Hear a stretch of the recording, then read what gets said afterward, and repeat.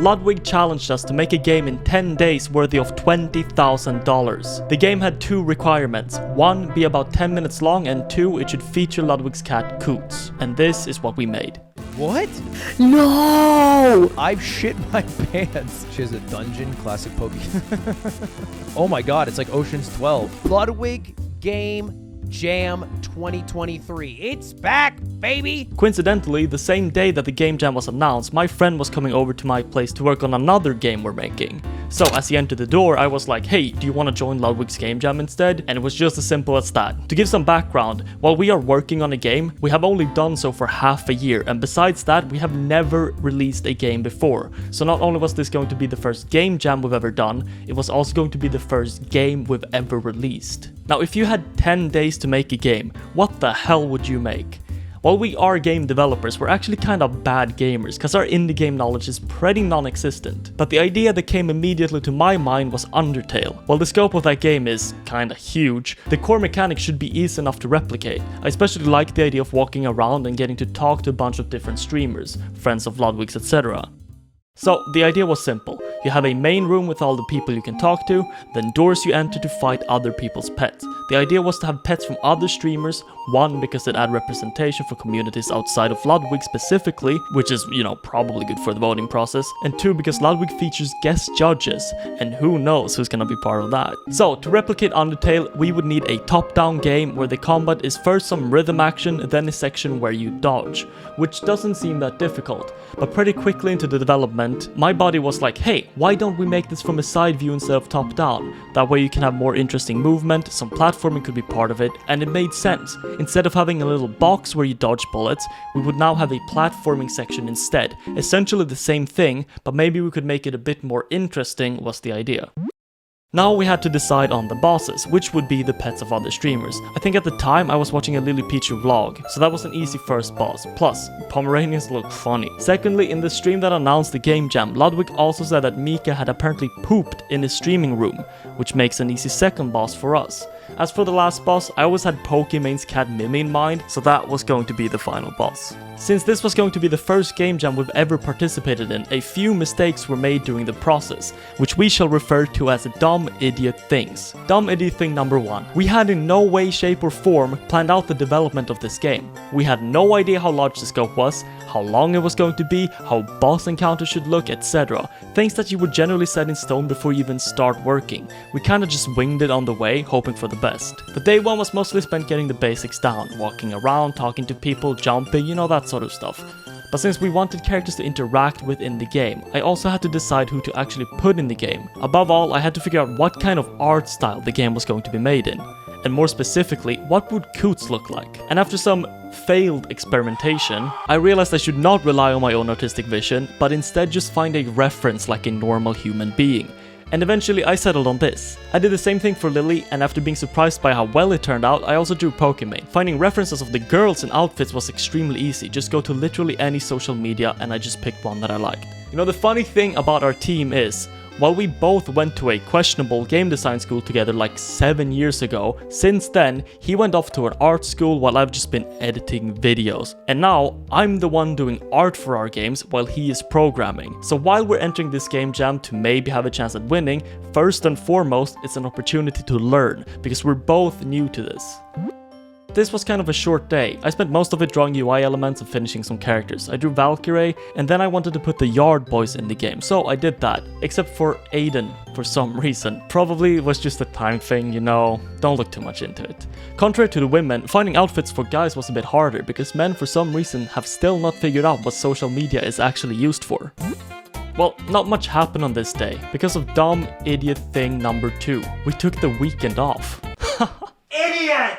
Hypothetical for you, if you are in a competition with a sizable amount of prize money and you have a very limited amount of time to complete the task in the competition, would you, or would you not, take 2 whole days off? Probably not, but as the weekend was upon us, we were like, well, we worked kinda hard these past few days, and we got quite far. We deserve some time off. Now your first thought is probably, well, if they didn't make any semblance of a roadmap, they have no idea how big their game is going to be, then they probably shouldn't take massive breaks. If this was your first thought, you would probably be right. This is where our inexperience really shows. Since we have no idea how long finishing a game actually takes, we assumed that we had already made good progress and we were fine with taking some breaks. Anyway, fast forward a little bit and we are on day 5. It was now time to start working on actual details. Number 1 was, how are the fights actually going to look? My idea was to have a door leading to the represented streamer's room. So for example, you would fight Temmie and Da Vinci in Lily's room. And I actually think I pulled it off quite well, although it required an exorbitant amount of almost stalker-like behavior where I had to find whatever footage I could of the room. So Lily's room was complete, but one part was missing. This room now needs to turn into a platforming section after you're done with your attack. This was originally planned to be like shelves you jump on, but when I tried it, it looked kind of boring. So instead of boring shelves, I thought it would be cool to just completely switch the scenery as you jump up through the room. For Lily, the obvious choice was like a starry night sky with clouds that act as platforms, you know, dreamy night, blah blah blah. With Lily done, it was time to move on to Ludwig's room, where you would be fighting Mika. After some digging, I found some good shots of setup, and I also slapped the yard setup in there to fill out the blank spot in the room. But as for the platforming section, I had no idea what to make. I knew I wanted to do something with Mogul Moves, and what actually helped me was looking at the Mogul Moves logo. When I saw it, I knew I wanted to make something with similar muted colors. And when out of ideas, the easiest and coolest thing to draw is just fuck it, mountains. So that's what I did. Then I slapped the Mogul Moves logo on the side of the mountain to make it seem somewhat related. As for the platforms, I just made them the Smash Ultimate ones because, you know, Smash and all that. Sadly, the melee ones didn't really fit the vibe. The tricky thing about this competition is that it's actually a 3-stage voting process. First, the game will be publicly available to vote on itch.io. Then, a team of judges will play through the games and based on the public vote and their own preferences, will then choose the top 20 games to be played on stream. Then, on stream, Ludwig and a few judges will pick the top 10 games which will receive prize money. That means there are a lot of different buttons you will need to press to even get a chance at being on stream, let alone win money. Do you guys remember Dumb Idiot Thing number 2, where we took the weekend off? Well, Dumb Idiot Thing number 3, in a bit of a throwback move, on day 6 after now only having 3 days of work, we also took the day off. This means we've spent 30% of the game jam, if not more, taking breaks. On day 7, it was time to figure out a name for our game. We needed something epic, of grand proportion to really display the tone and scope of the game. Chevalier... Wait, how do you say that again? Oh, Chevalier. Oh yeah, right. Coots and the Succession of the False Queen. Nice. This also fits our narrative of making Mimi the last boss, so with some modifications I got started on Pokemon's room. Of course we needed something fitting of a queen, so while I'm not 100% sure if this is accurate to how Mimi actually lives, I figured it's somewhere within the realm of possibilities. Then my buddy also made a few bangers for the game. We were approaching the deadline at a rapid rate, and it was now time to take a proper look at the combat system. It had 2 separate pieces. First, the rhythm action part where you choose your attack and then time it to the buttons coming down. Here we had 3 different abilities: a claw attack, which is your standard damage dealer, then a bite, which would cost energy but deal double the damage, and finally a rest ability, which would heal you. Unfortunately, due to some unforeseen time constraints, we had to cut out the rest ability. This part of the combat design was pretty straightforward, but after this came the difficult question of what makes a good platformer? It might seem pretty obvious, just put down platforms you can jump on and be done. But the reality is, a lot actually goes into a good platforming section. First of all, you need a sense of danger, something that either prevents you from going too fast or going too slow. The player needs to feel an urge to reach the top efficiently, and not just for the sake of reaching the top. Second, the actual platforms need to be placed in a way that allows for the movement to shine. Each jump should essentially be a mini puzzle for the player to solve, but at the same time it has to be obvious enough where to go next so as to not confuse the players. Then lastly, the actual attacks of the enemy have to be incredibly intuitive, where there's a clear solution to each attack which allows the player to quickly react on the spot and deal with the attack in a satisfying manner. Now with these 3 cornerstones in mind, did we succeed in doing this? Absolutely not. Because we had spent so much time sipping drinks by the pool rather than spending time on the game, we could allocate basically 0 time to playtesting. Because by the point that the platforming section was finished and functional, the deadline was basically over. This led to our initial concepts of the fights also being the final version, because we simply did not have time to iterate. On the final day, we worked for 16 hours straight just to get the product out of the door in time. Well, I say we, I was mostly done at this point, and anything else I made would just be more time for my body to code. So all I could do was be a good housewife and moral support while he coded away in agony. Minutes away from the deadline, things were starting to get a bit tense. Surprisingly, we had to throw out any assets and ideas that weren't implemented yet. The number one priority was just getting a playable build which we could upload before the submissions closed. We didn't even have time to put Sakuno in. Poor guy. We were just about able to get a build done and uploaded to itch, before we even had time to playtest it. All we could do was pray that everything works as the submissions finally closed. It was over. After 10 days of hard work, we could now finally test our game and witness the fruits of our labor. The game didn't work. At all. On the first boss fight, Temmie and Da Vinci, the moving platforms launched you at hyper speed in a random direction, completely breaking the fight. The moving platforms were a last minute addition to the game, so they were never properly tested, but this bug makes the first boss fight of the game unbeatable, which renders the rest of the game useless and unplayable. Not good.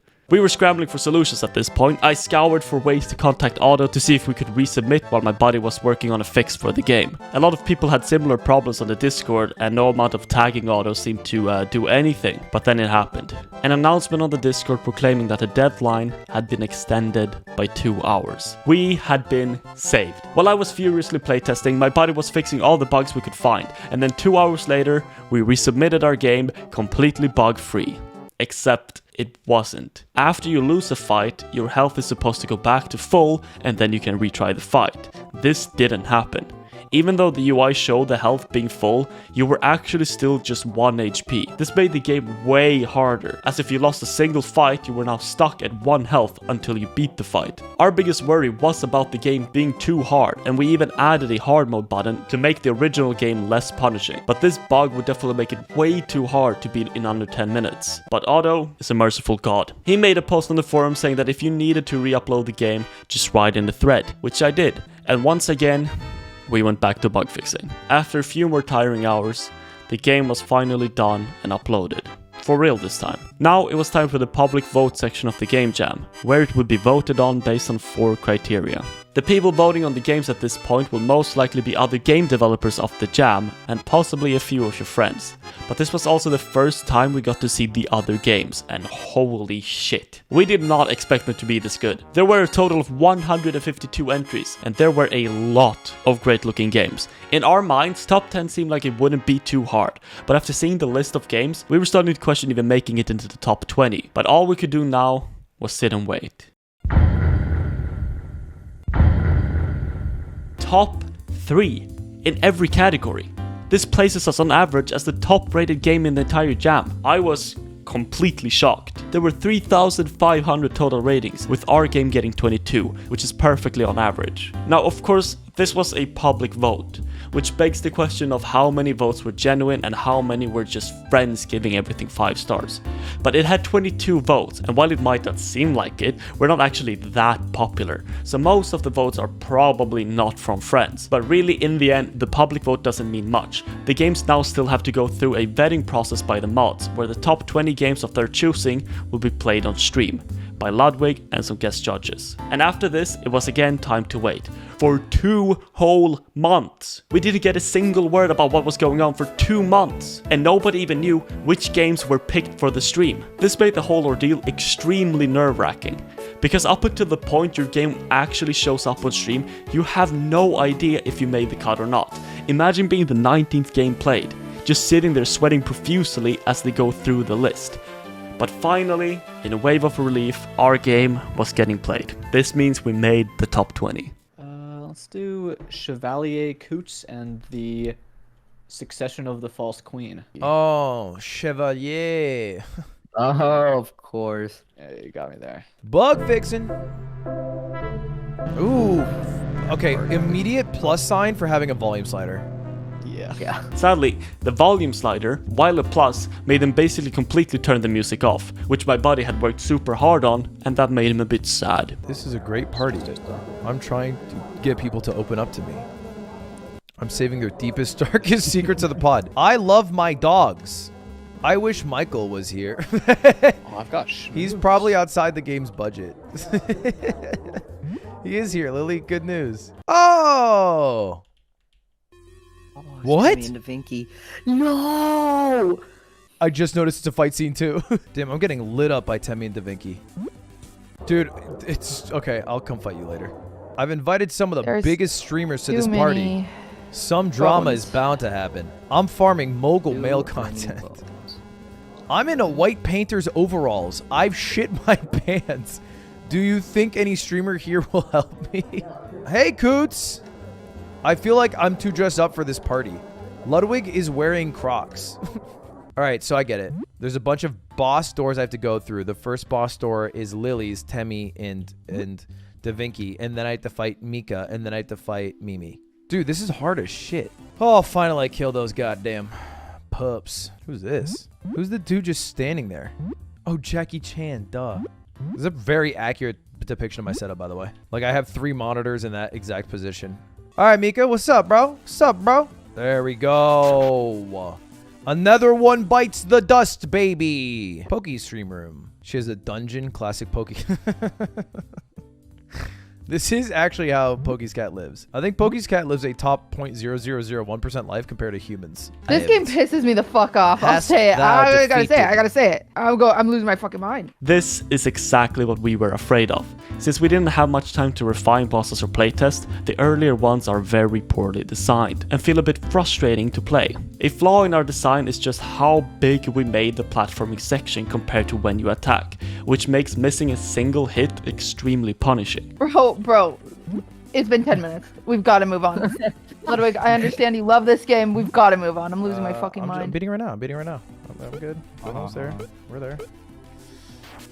Oh, it was 2 more minutes. All right, done. GG. You were mauling at that game, huh? Yeah. Victory. Yay. Luckily, we got some god gamers on our hands, and most of them managed to push through to the very end and beat the entire game. It ran a bit over the time limit, but the reception seemed mostly positive aside from This game pisses me the fuck off. I'll Hast say it. thou I gotta say it. defeated? I gotta say it. yeah.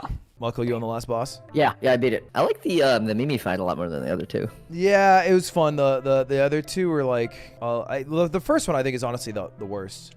You know what's funny? There's a hard mode. Oh, yeah. That was the non-hard one? Yeah. When you boot in at the very front menu screen, it says hard mode. Oh, that's cool. I think I'd probably click that, actually.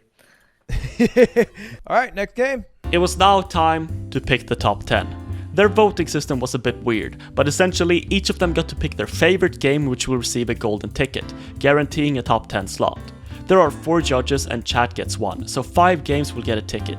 Chat naturally picks the most recent game played because of how viewer retention works, and Ludwig was mere inches away from ticketing our game. Yeah, I loved this one. You get a golden ticket then? I kind of want a golden ticket this one. I liked it a lot. Do I it. thought it was good. I thought it was fire. But decided against it at the last second, which means it was now up to a vote. Each judge had 5 votes they could place, and while we felt pretty confident in getting Ludwig's and Michael's votes, the rest were up in the air. Of course, Cutie, the GOAT, comes through and votes for our game, even through the frustrations, and I'm guessing it's because I put her in the game with a very pretty dress, securing our spot in the top 10 and earning us $2,000 to split between ourselves, which ends our first Game Jam experience and our first game ever published. Honestly, pretty good for first try.